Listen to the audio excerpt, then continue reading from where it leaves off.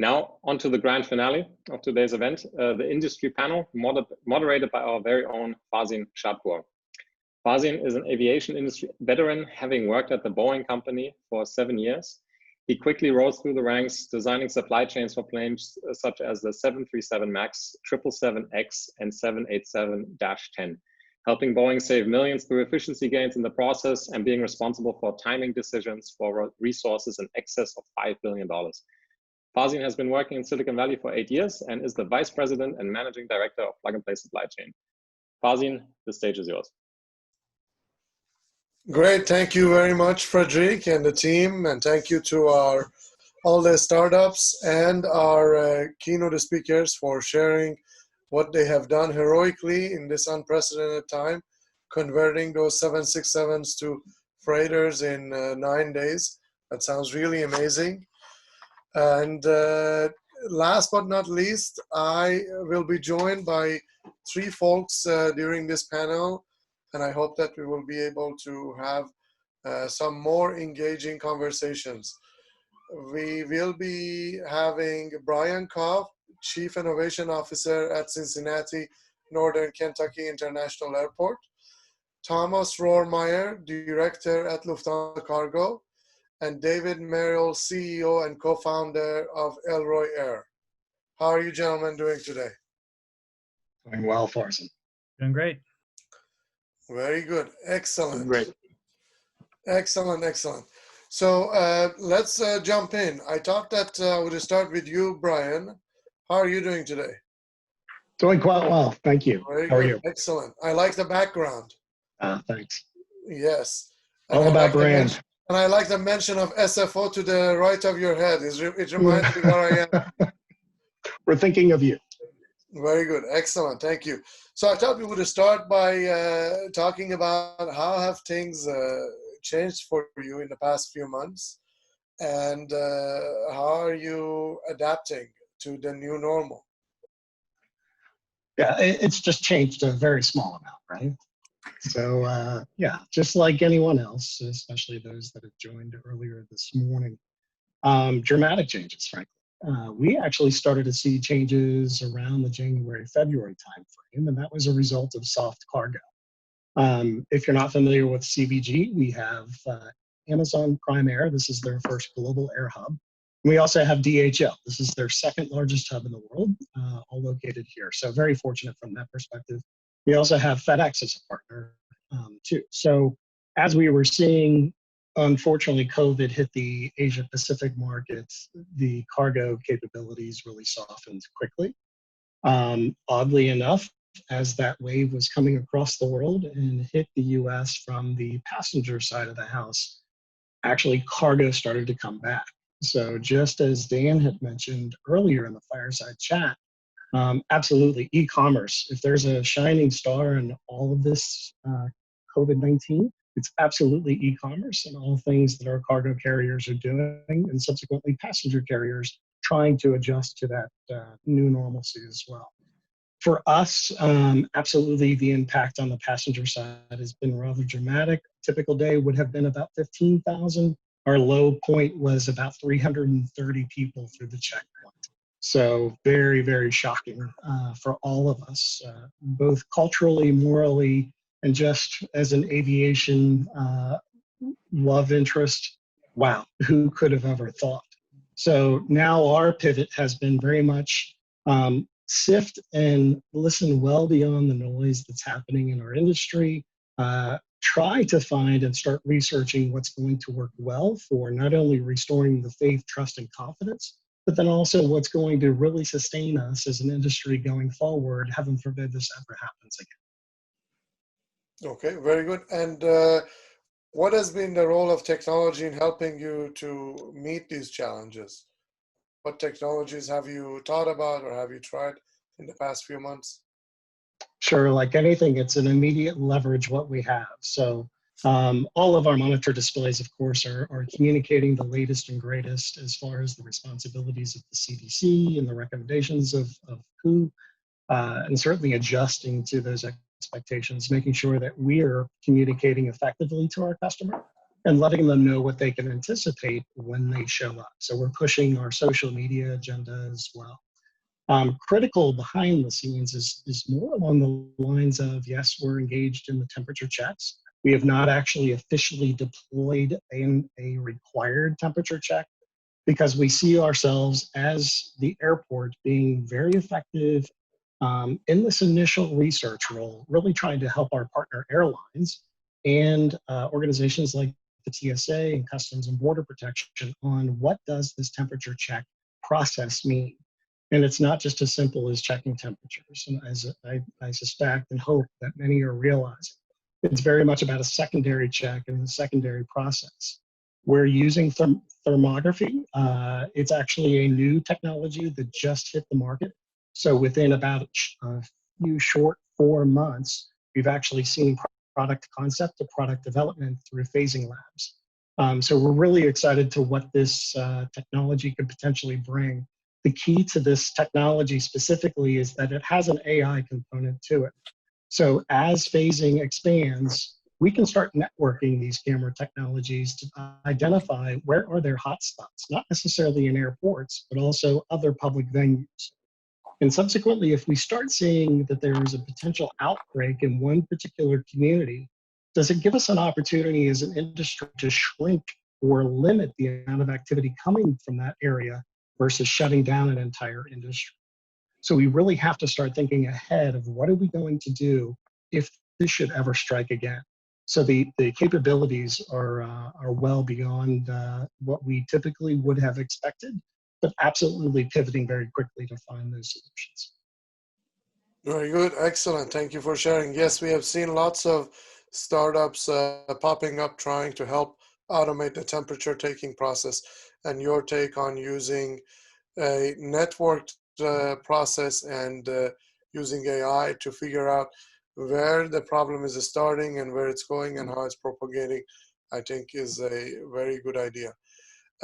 Thomas, I thought we can perhaps talk about the same thing. So how have customer expectations changed for you? How has demand changed for you since the beginning of this year versus last year? And how is your day-to-day different? Thank you, Farzin. So when Gunnar earlier presented what Icelandair is going through and how they've done that, I went check, check, check, check, check. It's more or less a similar experience. So we think we're going through basically 3 phases in this thing, right? Phase 1 was everything shuts down and we have to find a way to still get stuff to the other end of the world. And I don't really have much to add to what Ashok and Gunnar described earlier. It's a perfect description of what we went through in March, April, May, also as an airline. Phase 2 is now sort of trying to figure out how we come back to sort of how we restart from this low point. We also had at the lowest point 3% of our capacity in the air or something like that. And we're sort of starting up, we're now at 15-20%, and we're trying to figure out how do we make this all work and how do we still accommodate our customers' needs, because industry hasn't shut down to that degree, but the transportation needs are still there. So that becomes a matching game, and their technology actually does help us. We luckily introduced algorithms to match capacity and pricing on a spot level back in November, and that has actually exploded through this crisis in terms of usage. So that has helped us. And then phase 3 at some point will be a new normal where I'm sure some of the learnings we make right now are going to stay with us. And you mentioned the new pricing tool and the new customer engagement tool. Can you talk a little bit more about that and how that became handy in this situation? To say it simply, I mean, everybody, I think, in the air freight industry is familiar with the so-called spot quote, which is a price for just one particular shipment to go from A to B, as opposed to longer-term agreements. And traditionally, those are done manually. So someone sends an email or sends a structured request, etc. Manual reactions get very difficult when everything is in constant state of chaos, right? And so, as it was for 3 or 4 months of this year. And so we launched an engine basically where you can go to our website and get those prices in an automated way instantly. And when it was hard for us to react to all the different changes, that really helped us out, and a lot of our customers took advantage of that part to make sure to get their bookings and go. And how has adoption changed over the past few months? We, I don't think I should disclose the actual number, but let's just say the goal that we had set for 2024, we reached in May. Oh, wow. Okay. In terms of adoption. Okay. Very good. Very good. So it's good that you launched that new product. Yes, absolutely. David, good morning. How are you doing? Doing well, thank you. Very good. And so David, since you're the one working on the new shiny object, the autonomous vehicle, what do you think about where we are at, and what is the role of autonomous flight in a situation like this? Sure. Thanks for having me. Well, first, just a brief about what we're doing. We're building autonomous aerial cargo systems for middle mile logistics. So think of it like delivery drones, but more like the size of a Cessna. So we're developing a system for 300 pounds of cargo and a 300-mile range. So point to point, that's about the distance from the Bay Area to Los Angeles. But the majority of our deployments will be a kind of hub and spoke, where we've got a 150-mile radius around a distribution center, around an airport, around a base that our military partners would be setting up. And so we're not in operations yet. We're building for the future of middle mile logistics to make it more nimble and more responsive. Looking at the data, what I've seen is continued strong demand for logistics, even through COVID, through the pandemic. That example of DB Schenker and Iceland Air is such a great example of innovating with the tools that we have today. We're really inspired by that. We're developing autonomous logistics systems, which there's some really good, the kind of early data right now that they're going to be important, not just to kind of raise the level of responsiveness of express logistics overall, but in a pandemic situation where you've got to do, keep people away from each other, distancing, contactless delivery, automated logistics where you can keep people away from each other makes even more sense. So hopefully this doesn't become the new normal, but in a pandemic situation, you can already see some of the last mile delivery startups, for instance, Starship Technologies doing ground last mile delivery, some of the smaller delivery drone companies that are already in operations. This kind of a situation validates that model even more so. We look forward to having these fly around sometime soon. And Brian, speaking of autonomous systems at the airport, not just the ones that fly, but the ones that work inside the terminal, work at the warehouse, the airside vehicles that could be autonomous. What's your take on this, and what are the type of things that you're thinking about trying this year or next? Sure, it's an absolute must with autonomy. We saw this coming, and absolutely before COVID struck, we joined a partnership with Avibots, which is a large autonomous floor scrubber for hard surface tile. We have a tremendous amount of terrazzo at CVG. So we took the opportunity to join hands with Avibots and launch their product, and exceptionally pleased. This was actually the second time that we trialed, tested, and subsequently launched. Our first partner did not live up to expectations. Very disappointing. So it was very much about not only can you commit to capabilities, but can you deliver on the capabilities? So it's that whole kind of cacophony around an industry excitement on autonomy. And sure enough, we found a fantastic partner in Avibots. So we launched that, and initially the intent was really, because of the extensive floor care requirements, it's typically something that was done in the evening and blocking off large sections. Absolutely, did it help staff? Yes, and that was the intent. But with COVID, it's a twofold really kind of step. Number one, it absolutely can provide disinfection capabilities, so we're leveraging that aspect. The other aspect is that can't be missed is really it's the optics for the travel. So as they're coming into the space, it's not uncommon for them to see this one particular device in use quite frequently.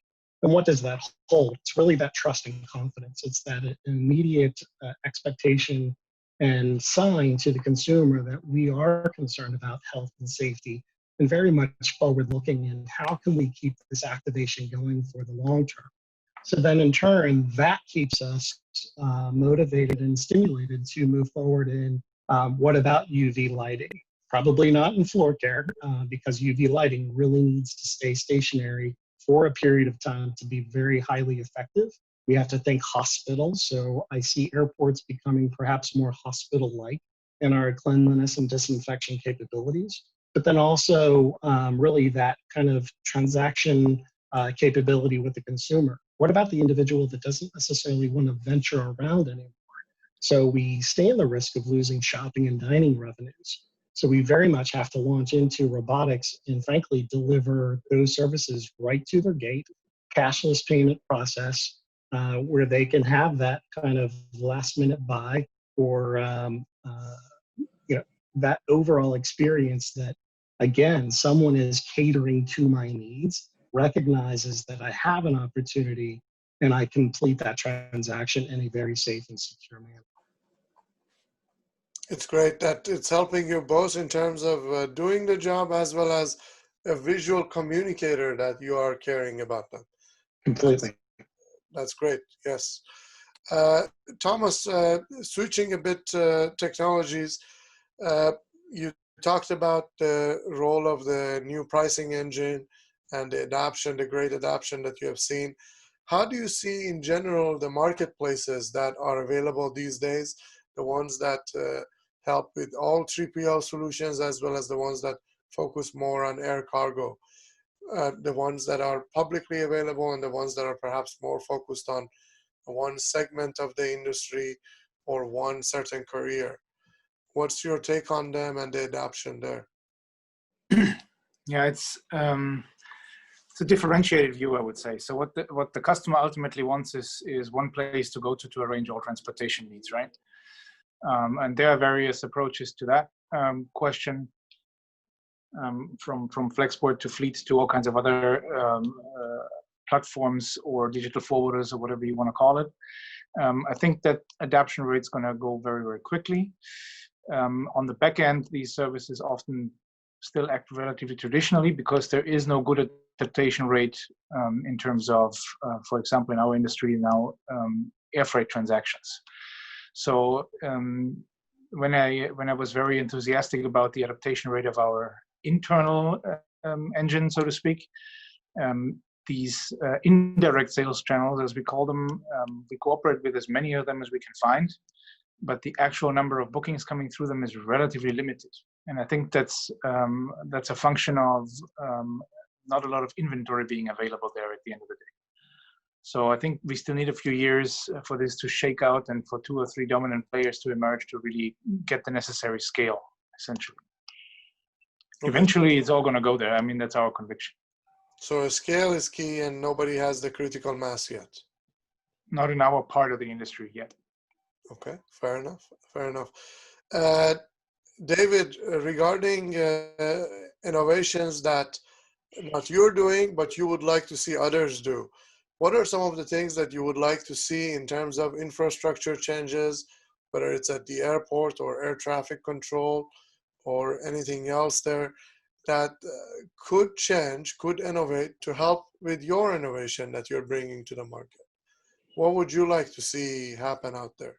Sure. Well, we're already standing on the shoulders of giants in terms of the enabling technology that makes the system that we are building, our aircraft system, possible.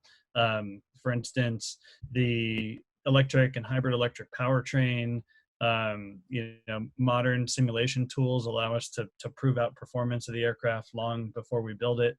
And then some of the efforts that are now happening to define more scalable airspace access for drones. And so I guess I'll point to the last piece there, that the FAA is moving at a pretty rapid pace compared to historical changes in the industry to define how new aircraft, particularly autonomous aircraft, will operate and share the airspace with the aircraft currently operating today.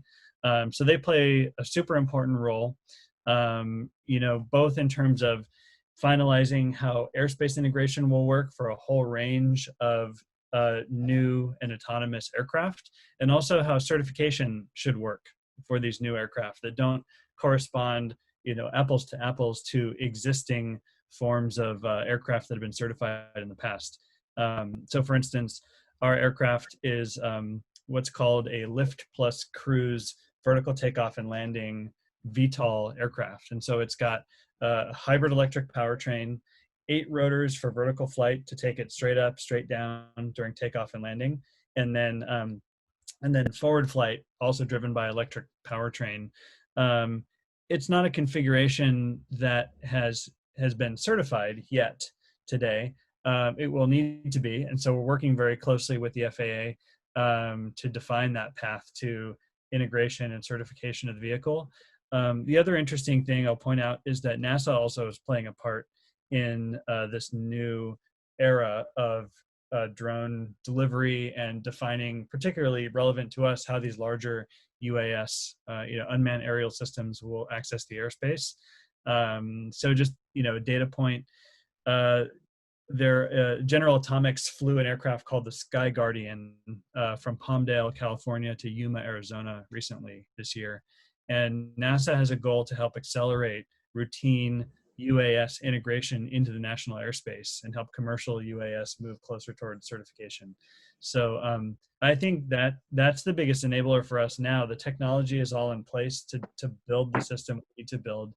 And the final hurdle is just defining the details of that airspace integration so that this aircraft that we're building, and other companies will be trying to build similar things, that we can really create these kind of automated conveyor belts through the sky for middle mile logistics that that can operate at a very high utilization, long number of service hours per day.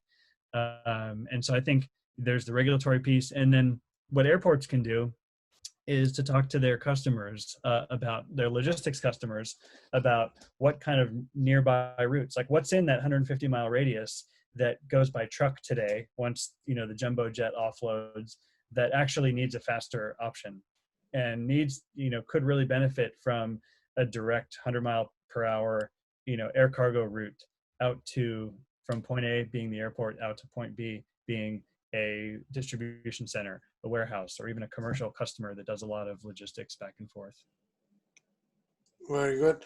And Brian, switching gears a bit and looking more forward, what do you think folks should be doing in general and specifically around air cargo and infrastructure to be ready for the next surprise, the next emergency, the next disruption, the next pandemic?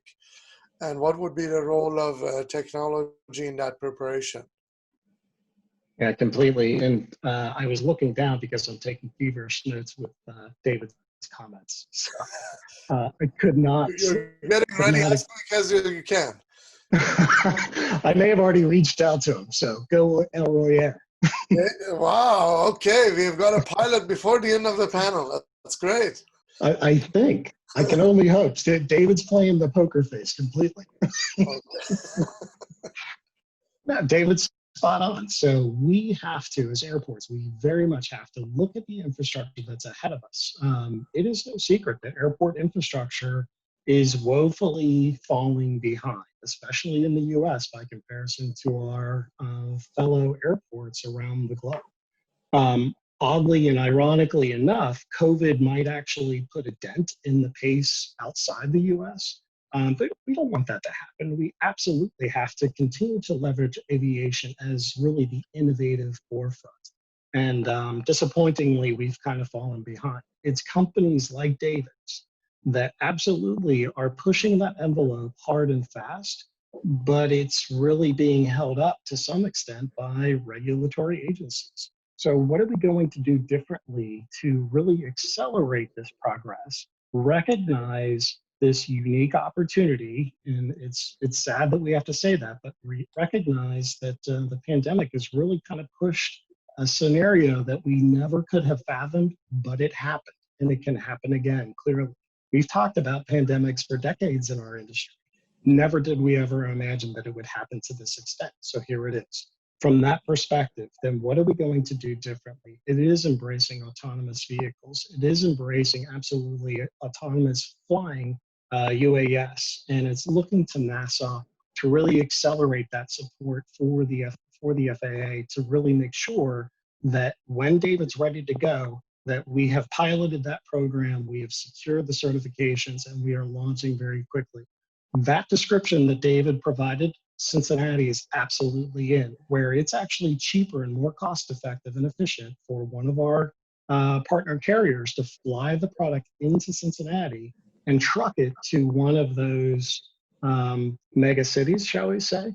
So from that perspective, think about the traffic that's on the roadways. Think about the semis and the pollutants, and then versus David's electric air vehicle. So there's a tremendous amount of positivity that can be gained by embracing these opportunities and run as fast as we possibly can, but safe. Safety should be number one, I think. I don't want something not certified fly by my house. So speaking of pilots, to you, David, and maybe everybody can chime in, what does the ideal pilot look like for you? Obviously, yours is a solution that can't be tried and tested by yourself easily. And so perhaps I take it that you need partners, and especially maybe more than one or two. So can you give a picture of that and how folks who are around the table here and who are tuning in can perhaps be the partners in this journey with you? Sure. So we are developing a system that is mostly autonomous, but it's going to need piloting. And the reason is there's a kind of, to use FAA terminology, there's kind of a crawl, walk, run approach to full autonomy, full deployment.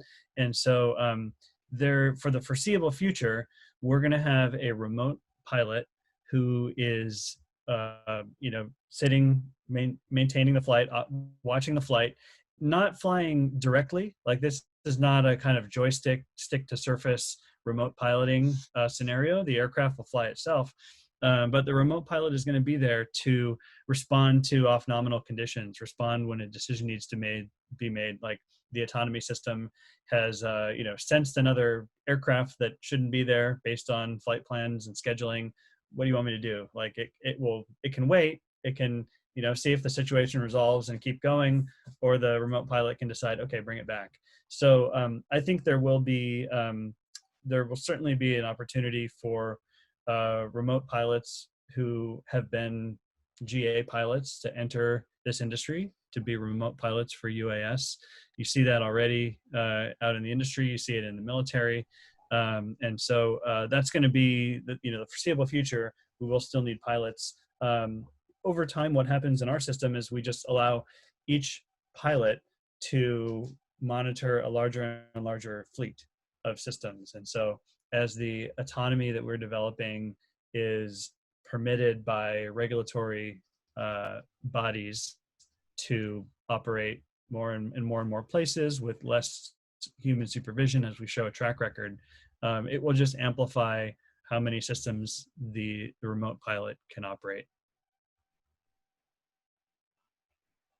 Very good. And in terms of partners, do you need somebody to bring the demand to you, the infrastructure? Oh yeah, good question. Yeah, so we do. We are, we have a flexible model still right now. We have some future customers that we're working with that want to own and operate our systems themselves. We have others that want us to operate for them as a service. So as an earlier stage platform and technology company, we're fielding both kinds of requests, and so we're open to both models.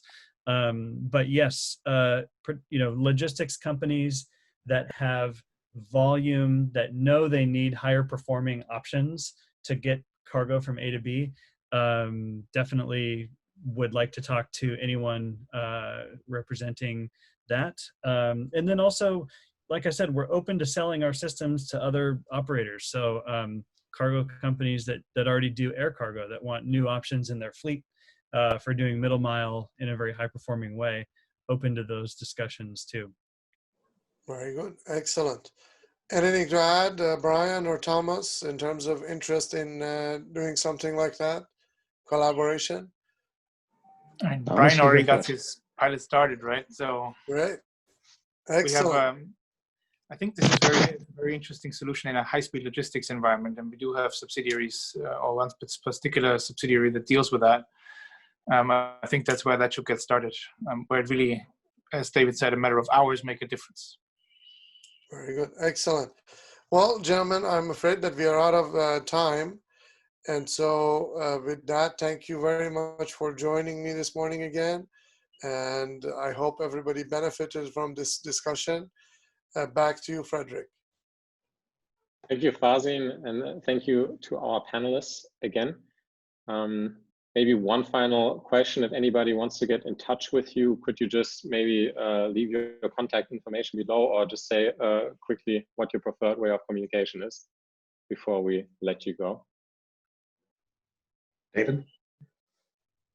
Oh, I can be reached just at dave@elroyair.com.